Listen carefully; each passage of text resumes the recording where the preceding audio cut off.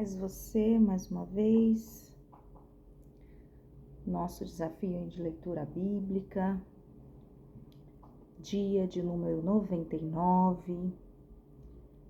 Vamos hoje de 1 Samuel, capítulo de 13 ao 14, e Lucas, capítulo de número 10, do 1 ao 24. Amém?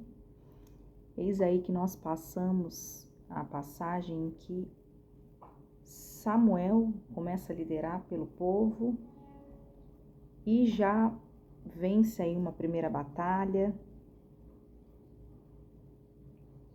E Samuel, mais uma vez, pede atenção, passageiros. Não esqueçam de obedecer. E o texto de hoje é sobre isso. Por que a obediência é mais valiosa do que sacrifício? Muito conhecida essa passagem, né? Obedecer é melhor do que sacrificar. Por quê? Por quê? Vamos falar sobre isso. Antes, curva aí a sua cabeça. Vamos orar. Pai, nós queremos nos colocar à disposição, que seu Espírito venha falar mais uma vez conosco. Venha se mostrar o que o Senhor tem para nos ensinar nesse estudo, nessa manhã. Que o Senhor ilumine, Senhor, nossa mente, nosso entendimento, e que nós possamos guardar esse ensinamento no nosso coração. Nós oramos em nome de Jesus. Amém. Amém. Então, 1 Samuel, capítulo de número 13, a gente vai ver aí o Saul, esse líder aí escolhido por Deus, que tinha essa importante missão, junto com Samuel, né, de guiar o povo. Só que Saul agora vai tomar uma decisão que vai comprometer todo o seu futuro. Esse momento crítico aí do reinado de Saul, ele vai mostrar não só para Saul, mas também para eu e você, como que as nossas escolhas e que o nosso coração totalmente impaciente, desobediente, faz. O que ele faz, né? Se a gente se deixar levar pela nossa própria vontade, aonde que a gente vai parar? É claro que aqui a gente vai ver que eles eram em menor número. O texto meu diz assim, guerra entre israelita e filisteus. Lembra, não sei se você lembra, que os filisteus eles dominavam ferro, né? E por conta disso, eles já temiam os filisteus, as armas de guerra que eles possuíam. Porém, nessa circunstância aqui, Israel ainda estava em menor número e em menor recurso. E a palavra vai dizer que eles eram tantos quanto a areia da praia. Olha só, vou começar aqui. 1 ano reinara Saul em Israel. No 2º ano, sobre o reinado, sobre o povo, escolheu para si 3.000 homens de Israel. Estavam com Saul 2.000 em Mixma, na região montanhosa de Betel, e 1.000 estavam com Jonatas, em Gibeá de Benjamim, e despediu o resto do povo, cada um para sua casa. Jonatas derrotou a guarnição dos filisteus, que estava com Gibeá, o que os filisteus ouviram, pelo que Saul fez tocar a trombeta por toda a terra, dizendo: ouçam isso os hebreus. Todo Israel ouviu dizer: Saul derrotou a guarnição dos filisteus, e também Israel se fez odioso aos filisteus. Então o povo foi convocado para junto de Saul em Gilgal. Então eis aí que Jonatas, o filho lá de Saul, venceu aí uma guarnição dos filisteus, né? E as trombetas foram tocadas.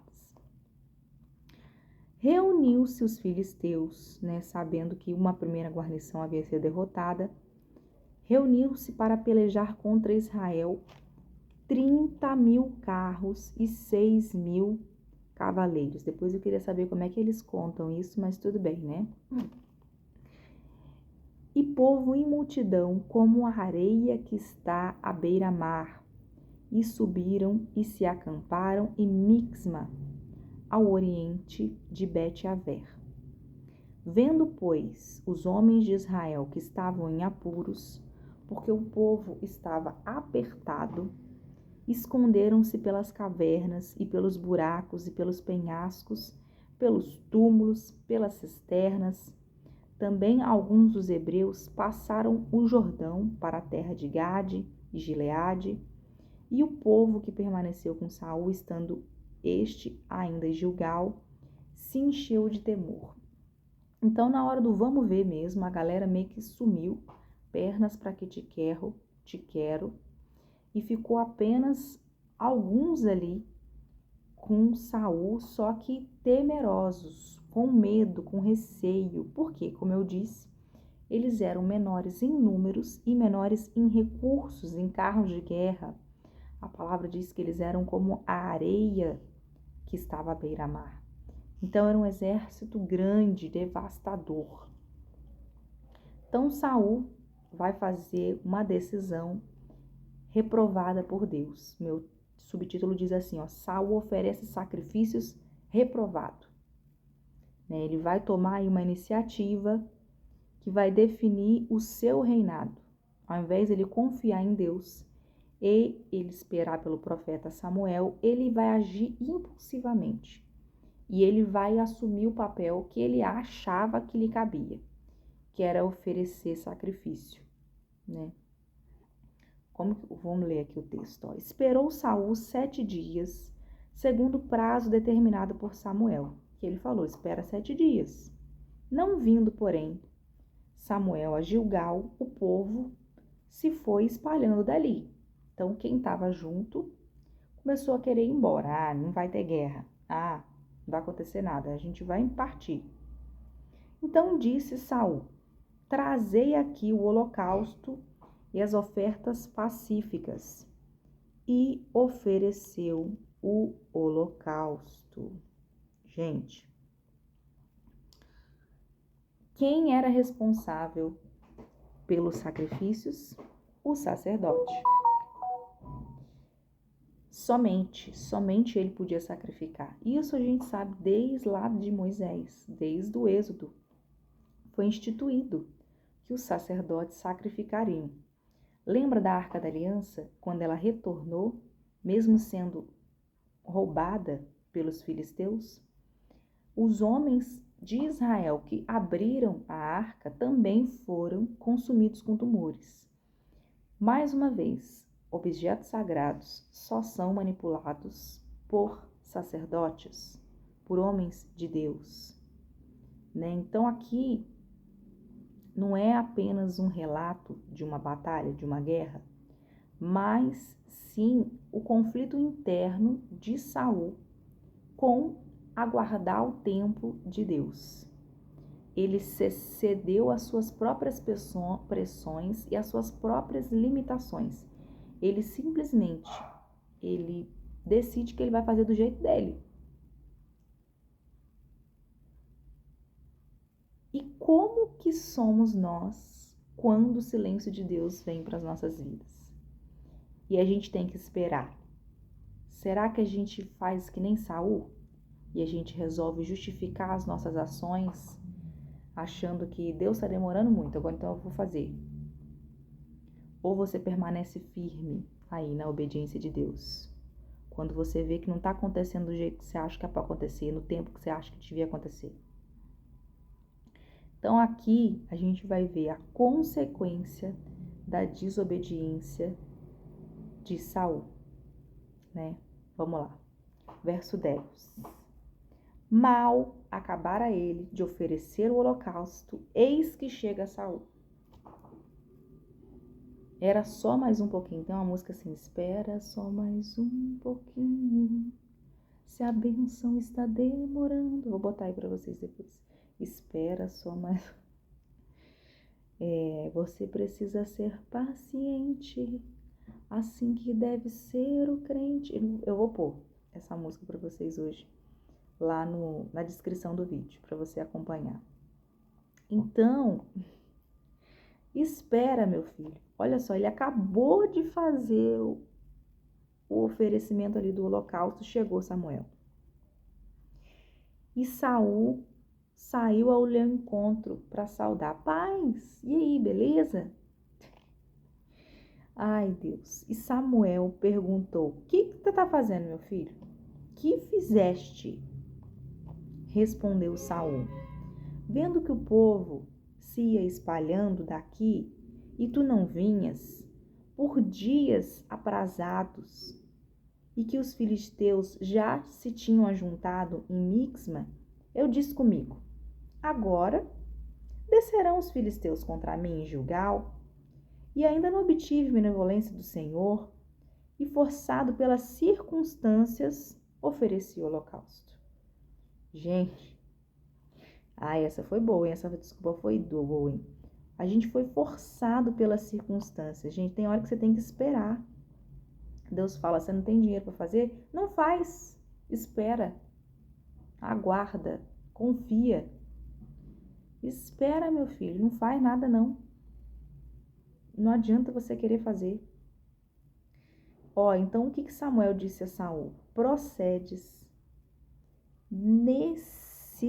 neciamente. Tem a parábola das 10 virgens. As 10 virgens prudentes e as 10 virgens nécias. Sabe o que significa nécias? Loucas. Que ato de loucura foi esse, Saul? É isso que Samuel está falando. Você está doido? Você está louco? É isso que Samuel falou com ele. Em não aguardar o mandamento que o Senhor teu Deus te ordenou? Pois teria agora o Senhor confirmado o teu reino sobre Israel para sempre. Já agora não subsistirá o teu reino. O Senhor buscou para si um homem que lhe agrada, e já lhe ordenou que seja príncipe, porque o seu povo, porquanto não aguardaste o que o Senhor te ordenou. Então se levantou Samuel, subiu de Gilgal a Gibeá de Benjamim. Logo Saul contou o povo que se achava com ele, cerca de 600 homens. Saul e Jonatas, seu filho, e o povo que se achava com ele ficaram em Gibeá e em Benjamim. Porém os filisteus se acamparam em Mixma, permaneceram ali onde eles estavam. Para Saul, que estava com medo e queria fazer alguma coisa, depois de oferecer o sacrifício, a galera continuou lá, os filisteus, acampado em Mixma. Os saqueadores saíram do campo dos filisteus em 3 tropas. Então, eis que eles se levantaram ali contra Israel.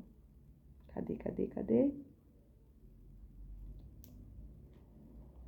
Em 3 tropas. Uma delas tomou o caminho de Ofra, a terra de Sual. Outra tomou o caminho de Beter-Oron.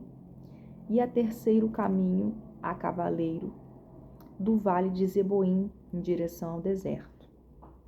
Ora, em toda a terra de Israel, nenhum ferreiro se achava, porque os filisteus tinham dito: para que os hebreus não façam espada nem lança?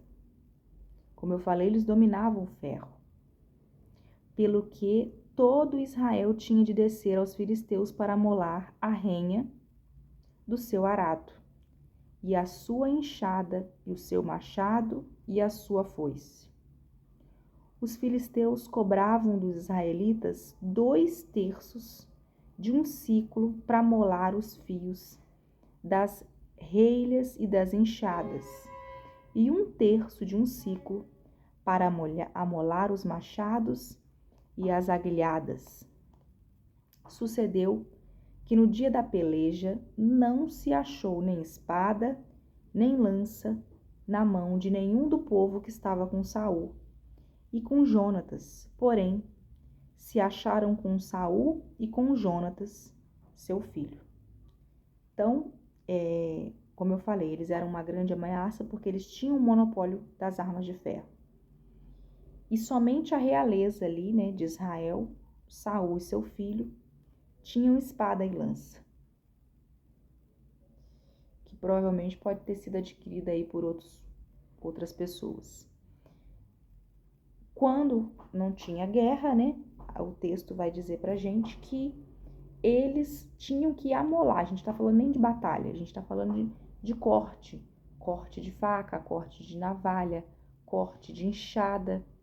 Para afiar esses instrumentos, eles tinham que pagar um valor. Então, no dia que eles saíram para a guerra, eles não tinham espada, eles não tinham lança para poder guerrear. E saiu a guarnição dos filisteus aos desfiladeiros de Mixma. Eis que aí a batalha vai acontecer e vai ocorrer, né? Verso de número, que número que eu tô? Passei o 13, né? 14.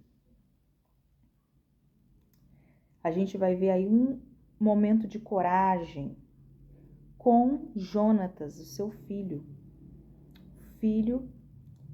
de Saul.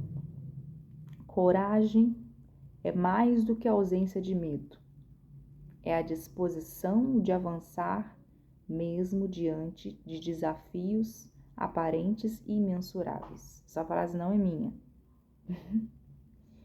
Então, coragem é ausência de medo, não somente, mas disposição para avançar diante dos desafios. E aí? Você tem disposição para guerrear pela fé? Que é pela fé, gente. Não tem arma de ferro. E aí? Vai ser na base da voadora? Na força do braço? Era aí que entra Jonatas, né? Um homem, filho de Saul, movido por fé, por ousadia, ele vai desafiar o povo filisteu. Ele vai com um plano audacioso aí. Deus também deu inteligência para a gente usar. Não é só força bruta, não, gente. Então, usa o seu tutano, a sua massa cefálica, para você poder pensar em planos. A gente falou sobre isso no Ministério Infantil hoje. A gente almeja muitas coisas. Hoje não, ontem foi domingo. As crianças pensam e sonham em muitas coisas. Alguns disseram assim, eu quero ser jogador de futebol. Beleza. Você já está inscrito numa escolinha de futebol? Ah, não. Aí um amiguinho falou assim, eu tenho talento, tia, eu tenho talento. Falei, tá. Mas você sabia que os olheiros, eles não estão nos campos dos bairros? Eles estão nas escolinhas? Então, a gente tem que traçar um plano. Tudo na vida a gente tem que traçar um plano. Precisa de fé, sim. Precisa de ousadia, sim. Mas precisa de estratégia. Já dizia Soldado Nascimento, Capitão Nascimento. Estratégia, estratégia é o que nós precisamos para vencer os obstáculos que são colocados na nossa frente. E assim foi Jonatas. Ele mudou ali o curso da batalha com a inteligência, né? Com esses dois exércitos aí se enfrentando, mas com a fé, em primeiro lugar, nada poderia impedir o Senhor de salvar ali o povo de Deus. Vamos iniciar o versículo capítulo 14. Sucedeu que um dia disse Jonatas, filho de Saul, ao seu jovem escudeiro: Vem, passemos a guarnição dos filisteus que está do outro lado. Porém, não fez saber ao seu pai. Escondido de seu pai, eles foram lá, escondidinho. Saul se encontrava na extremidade de Gibeá, debaixo da romeira de Migron, e o povo que estava com ele eram cerca de 600 homens. Então, eis que estavam 600 homens ali com Saul, à espreita, aguardando ali, sabe-se Deus o quê, E eis que Jonatas traça um plano de ir até a outra banda de lá. Aías, filho de Aitube, filho de Icabô, filho de Finéias, filho de Eli, sacerdote do Senhor em Siló, trazia a estola sacerdotal. Então, Aías era o outro sacerdote que assumiu aí a Eli, a Finéias, a Icabô, sempre lembrando a genealogia para você ter uma noção de quem era filho de quem essa pessoa, né? O povo não sabia que Jonatas tinha ido. Entre os desfiladeiros pelos quais Jonatas procurava passar, a guarnição dos filisteus, escondido ali, deste lado, havia uma penha íngreme, um penhasco, e do outro, outra. Uma se chamava Bozer e outra Sené. Uma delas se erguia ao norte, de fronte de Mixma, e outra ao sul, de fronte de Gibeá. Um morro, um penhasco, né, ali, em que ele estava ali se esgueirando. Disse, pois, Jonatas ao seu escudeiro: Vem, passemos a guarnição desse incircuncisos. Porventura o Senhor nos ajudará nisso, porque para o Senhor nenhum impedimento há de livrar com muitos ou com poucos. Ele acreditou, ele confiou. Vamos lá, bora, meu filho. Nenhum impedimento há e ele há de nos livrar. Vamos lá com esses incircuncisos. Então o seu escudeiro lhe disse: Faze tudo segundo inclinar o teu coração. Eis-me aqui, contigo, a tua disposição será a minha. Beleza. Você quer ir, Jonatas? Eu vou com você. Bora lá. Disse mais Jonatas: Eis que passaremos aqueles homens e nos daremos a conhecer a eles. Se nos disserem assim, para aí, até que cheguemos a vós outros, então ficaremos aonde estamos e não subiremos a eles. Porém, se disserem, subi a nós, então subiremos, pois o Senhor nos entregou nas mãos. Isto nos servirá de sinal. Gente, eu vou falar para você, hein?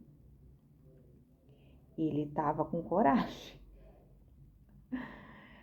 Ai, Jonatas estava com coragem, porque a confirmação que ele queria de Deus era se eles estivessem ali, à espreita, e na hora que eles se colocassem diante deles, eles falassem assim. Quer ver o verso 10?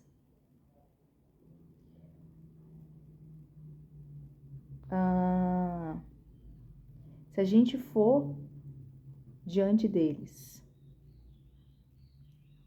peraí, até que cheguemos a vós outros, então ficaremos aonde estamos e não subiremos. Se a gente chegar lá, só nós dois, e eles falaram pra gente esperar o restante do pessoal, é porque não é pra gente ir. Porém, se a gente chegar lá, e eles falaram, pode vir, é que é pra nós irmos. Talvez, se eles pegassem ali uns homens maus, né, querendo matar, eu vou ler essa história, vou continuar lendo aqui pra gente ver o que vai dar isso. A gente sabe que eles venceram, né, mas eu só quero entender o contexto da coragem total, né? Os homens da guarnição responderam a Jonatas e ao seu escudeiro e disseram: Subi a nós, e nós vos daremos uma lição. Foi o que aconteceu. Gente, uma guarnição contra 2, é lógico que eles iam falar isso. Eu já sabia que isso ia acontecer.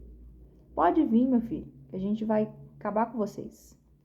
E disse Jonatas ao escudeiro: sobe atrás de mim, porque o Senhor os entregou nas mãos de Israel. Eis que ele falou: bora lá para a batalha.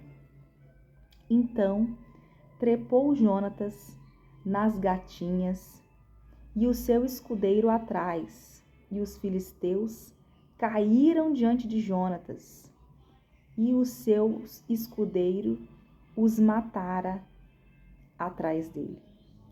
Sucedeu esta primeira derrota em que Jonatas e os seus escudeiros mataram cerca de 20 homens em cerca de meia geira pedra.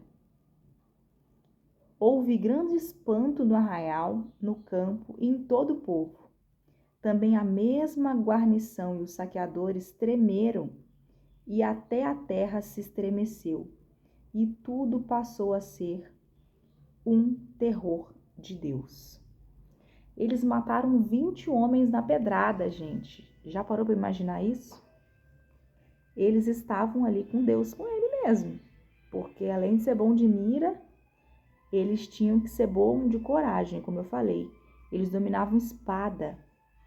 E eles foram na força de Deus ali, para poder vencer aquela batalha. Olharam as sentinelas de Saul em Gibeá de Benjamim, e eis que a multidão se dissolvia, correndo uns para cá e outros para lá. Então disse Saul ao povo, o que estava com ele: ora, contai e vede quem é que saiu dentre eles. Contando, eis que nem Jonatas, nem escudeiro estava ali.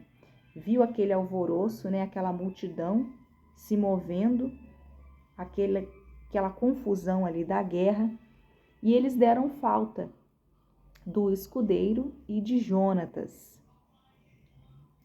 E aí, Saul disse a Aías: traze aqui a arca de Deus. Aías é o sacerdote, porque naquele dia ela estava com os filhos de Israel. Enquanto Saul falava aos sacerdotes, o alvoroço que havia no arraial dos filisteus crescia mais e mais, pelo que disse Saul ao sacerdote: desiste de trazer a arca, deixa para lá. Então Saul e todo o povo que estava com ele se ajuntaram e vieram à peleja, vendo que todo mundo, os filisteus, foram para cima de Jonatas, né, e do escudeiro. Eles desceram para poder pelejar junto, para ajudar, reforço, né? E a espada de um era com o outro, e houve muito grande tumulto. Ó, uma informação. Jonatas tinha espada sim, tá? Porque eu falei que ele estava só na pedrada, mas Jonatas tinha espada, tanto Jonatas quanto Saul. E eles foram à peleja, a espada de um era com o outro, e houve grande tumulto ali naquele lugar. Verso 21. Também com os filisteus, dantes havia hebreu que subiram contra eles ao arraial, e também estes se ajuntaram com os israelitas, que estavam com Saul e Jonatas. Ouvindo, pois, todos os homens de Israel, que se esconderam pela região montanhosa de Efraim, que os filisteus fugiram, eles também, e os perseguiram de perto da peleja. Assim, livrou o Senhor a Israel naquele dia, e a batalha passou além de Bet-Avém. Então, eis que o Senhor entregou e livrou a Israel naquele dia. Verso 24. Deixa eu ver o 24. A falha na liderança de Saul.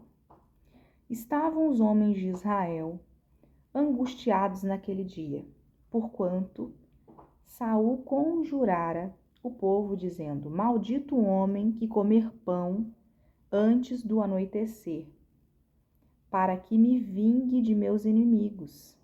para que todo o povo se absteve de provar pão.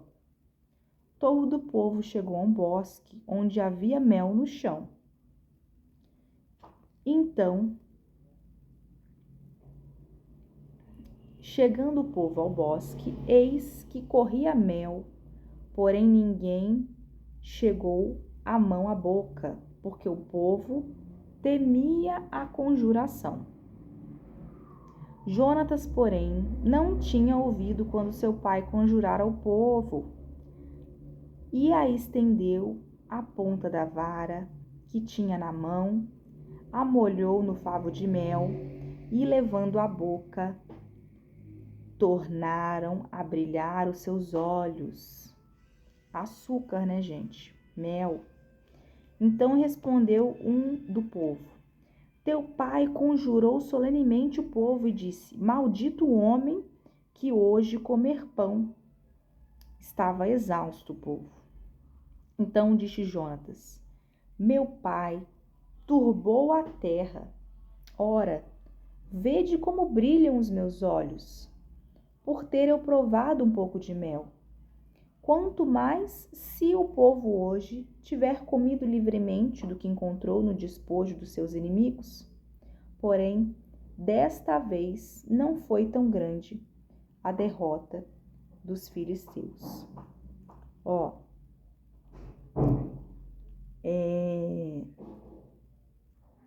O juramento havia sido feito ali.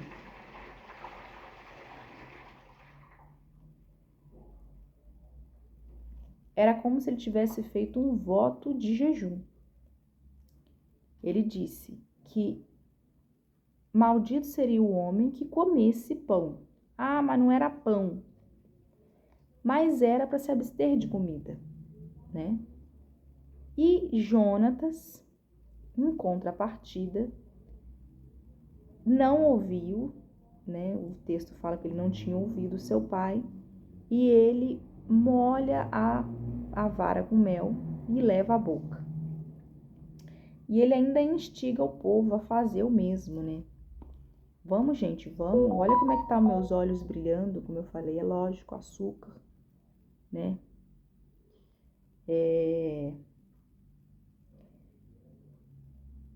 O mel é gostoso mesmo, verdade. Para quem gosta de doce, estava sem comer.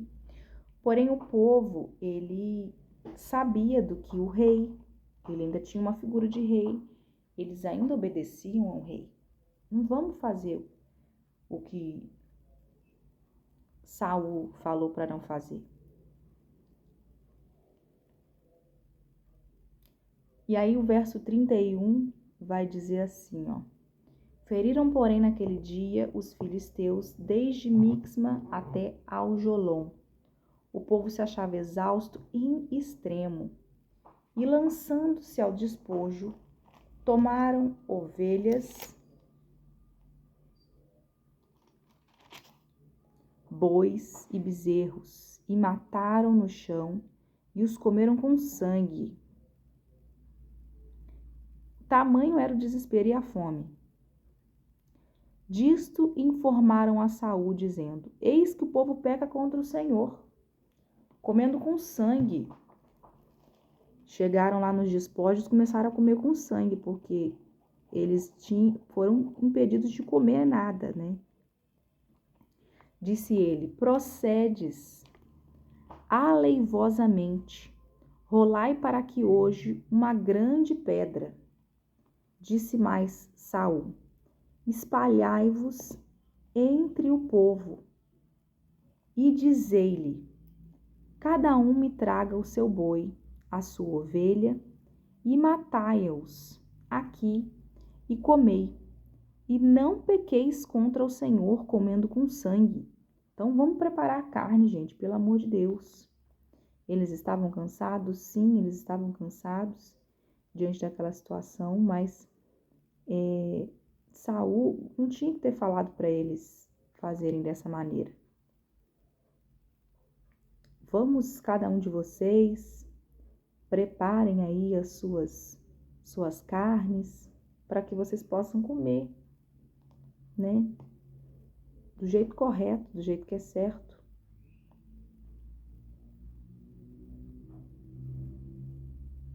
Então todo o povo trouxe de noite cada um seu boi, de que já lançaram mão, e os mataram ali.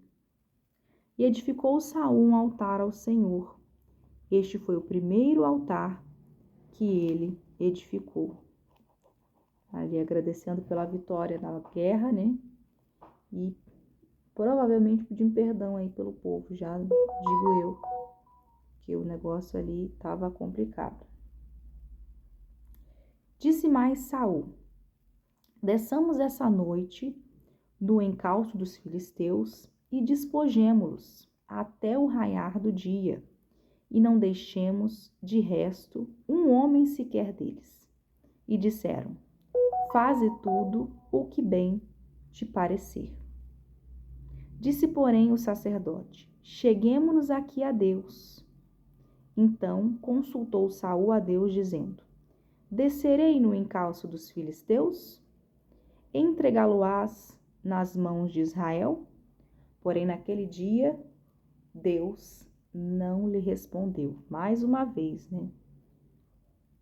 Deus ficou em silêncio. Se ele tivesse aprendido com a lição anterior, ele teria ficado quietinho. Então disse Saul: chegai-vos para aqui, todos os chefes do povo, informai-vos e vede qual o pecado que hoje se cometeu.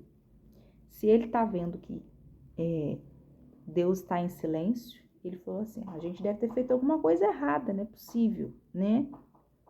Porque tão certo como vive o Senhor que salva Israel, ainda que com meu filho Jonatas esteja a culpa, seja morto. Porém, nenhum de todo o povo lhe respondeu.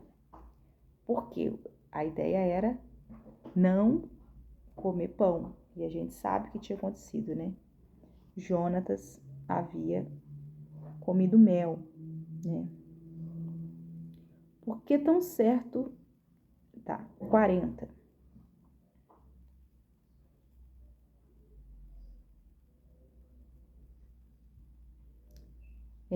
Disse mais a todo Israel: vós estareis de um lado, e eu e meu filho Jonatas de outro.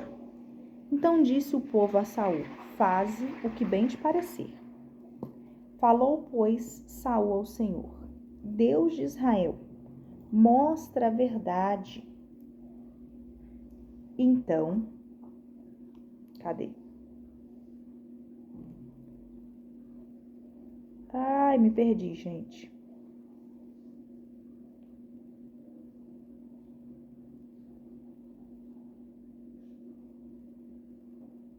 Falou, pois, Saul.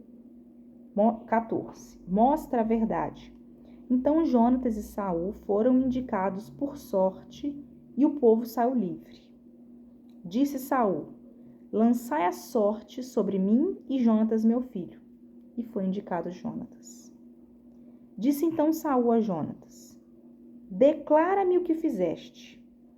E Jonatas lhe disse: tão somente provei um pouco de mel com a ponta da vara que tinha na mão. Eis-me aqui, estou pronto para morrer. E aí, hein? Então disse Saul a Deus. Deus, me faça o que bem lhe aprouver. É certo que morrerá Jonatas.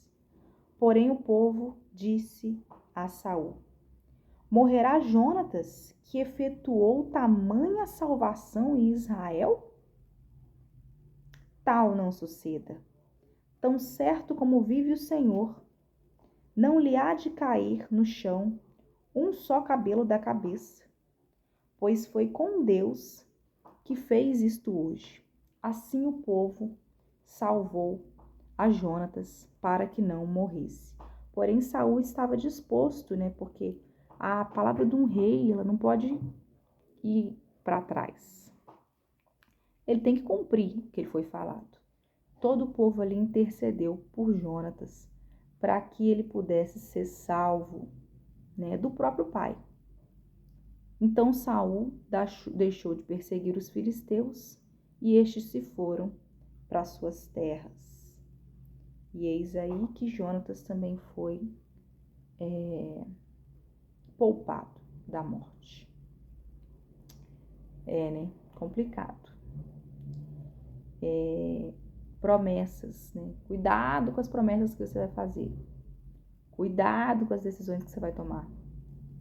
E ele simplesmente instigou um jejum, esqueceu de avisar o filho. Avisa todo mundo. Deixa escrito, deixa um recado. Fala com todos quando você instruir sobre algo, para que não sobrevenha o mal sobre os seus queridos. Verso 47, Samuel 14. Tendo Saul assumido o reinado de Israel, pelejou contra todos os seus inimigos em redor, contra Moabe, os moabitas, os filhos de Amon, os amonitas, os Edom, os edonitas, contra os reis de Zobá e os filisteus. E para onde quer que voltava, ele era vitorioso. Venceu aos moabitas, aos amonitas, aos edonitas e aos filisteus. Ele venceu, ele era vitorioso. Houve-se varonilmente e feriu os amalequitas também, e libertou a Israel das mãos dos que os saqueavam. E os filhos de Saul eram Jonatas, Isvi e Malquissua. O nome de suas duas filhas eram, da mais velha, Merabe, da mais nova, Mical. A mulher de Saul chamava-se Ainoã. Ela era filha de Aimaías. O nome do general do seu exército, Abner, filho de Ner, tio de Saul. Quis era pai de Saul, e Ner, pai de Abner, era filho de Abiel.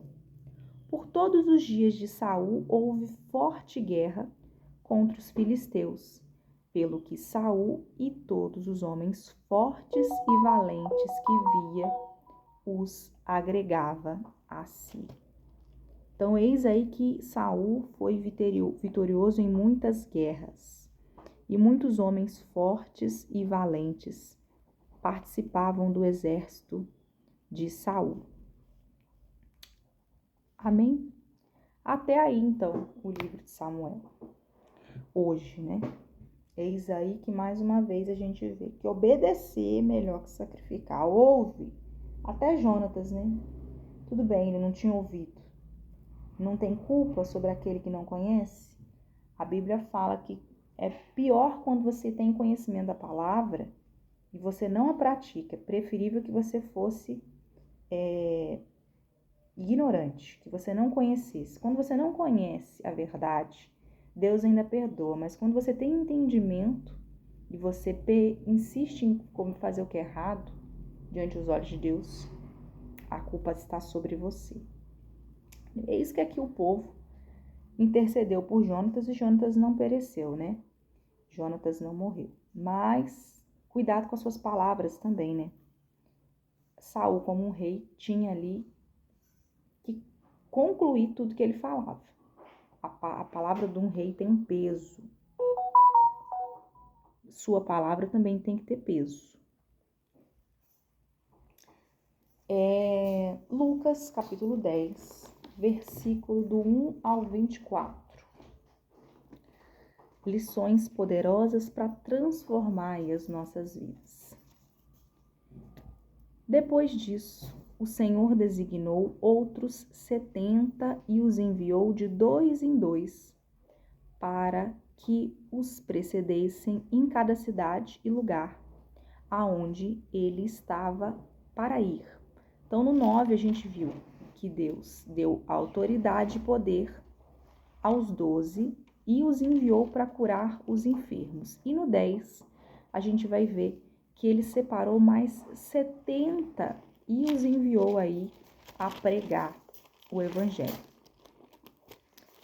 E lhes fez o seguinte advertência: a seara é grande, pois o Senhor da seara que mande trabalhadores para a sua seara. Ide, eis que vos envio como cordeiros para o meio de lobos. Não leveis bolsas, nem alforge, nem sandálias, e a ninguém saudeis pelo caminho. Ao entrardes numa casa, dizei, antes de tudo, paz seja nessa casa. Se houver ali um filho da paz, repousará sobre ele, a vossa paz. Se não houver, ela voltará para vós. Permanecei na mesma casa, comendo e bebendo do que eles tiverem, porque digno é o trabalhador do seu salário. Não andeis a mudar de casa em casa. Quando entrardes numa cidade e ali vos receberem, comei do que vos for oferecido. Curai os enfermos que nela houver, e anunciai-lhes a vós outros, está próximo o reino de Deus. Quando, porém, entrardes numa cidade e não vos receberem, saí pelas ruas e clamai. Até o pó da vossa cidade, que se nos pegou aos pés, sacudimos contra vós outros. Não obstante, sabei que está próximo o reino de Deus. É até o 24, né? Digo-vos que naquele dia haverá menos rigor para Sodoma do que para aquela cidade. Só até aqui para a gente explicar primeiro, né? Jesus aí envia 70 e vai instruir eles a respeito da missão, de como que deve ser feito. Eles tinham a responsabilidade de ir nas casas e nas cidades e nos lugares pregando o evangelho. E se eles fossem bem recebidos, eles ali repousariam, eles ali estariam com aquelas famílias, eles ali comeriam, eles ali pregariam. O salário que eles receberiam seria aquela estadia, aquela comida.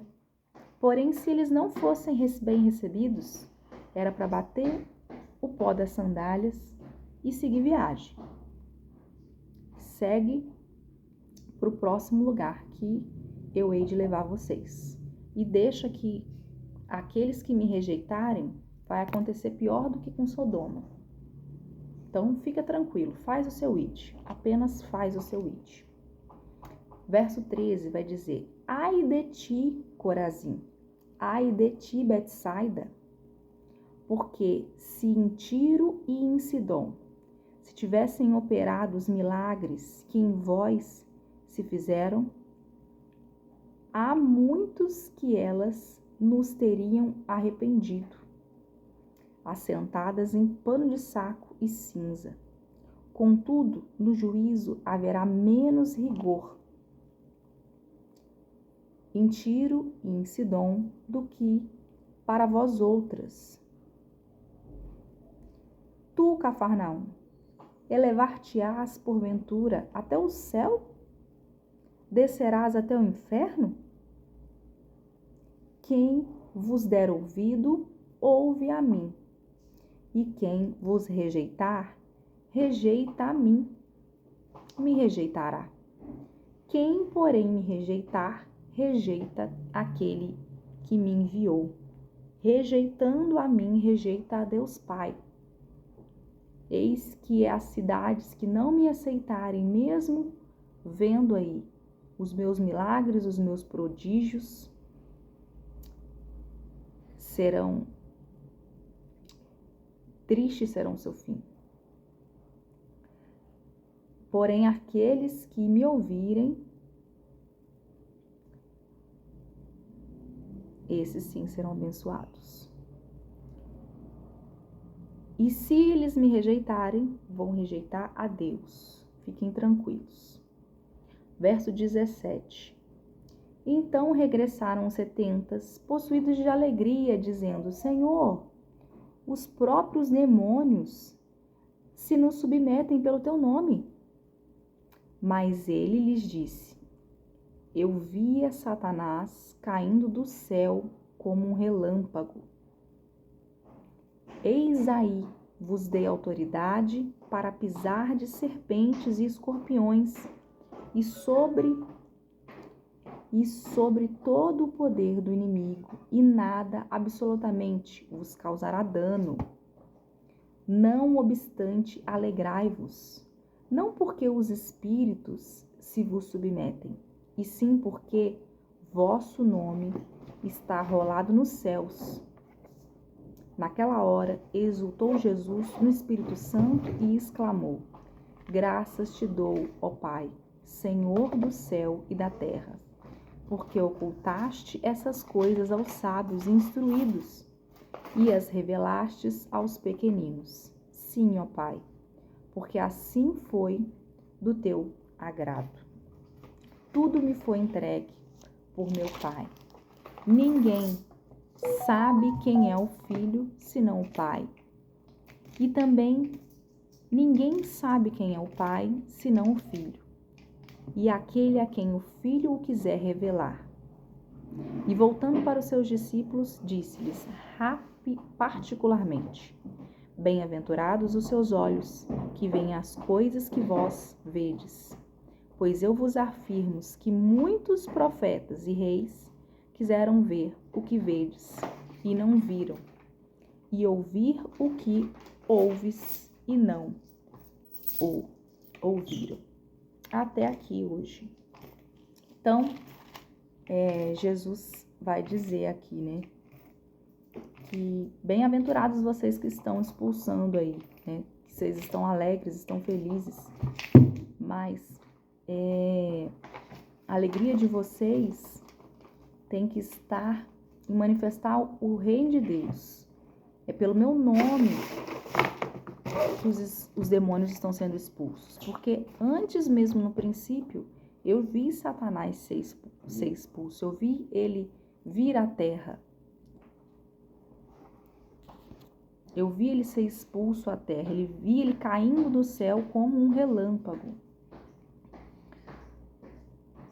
A alegria de vocês tem que estar em servir ao reino de Deus.